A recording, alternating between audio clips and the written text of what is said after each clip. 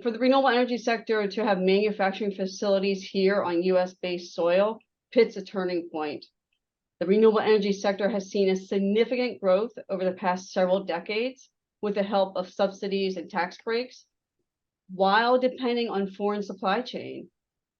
As more high-tech manufacturing facilities are built in the US, the renewable energy industry will have more reliable suppliers, control of quality, the availability of parts, and fewer shipping delays from across the globe. In addition, they'll have more domestic-based resources to troubleshoot issues that they are currently dealing with here in the US. However, the current concern I think the US-based suppliers will have is keeping the costs down. Our current reliance on foreign-based materials stem from cheap labor and the cost of goods.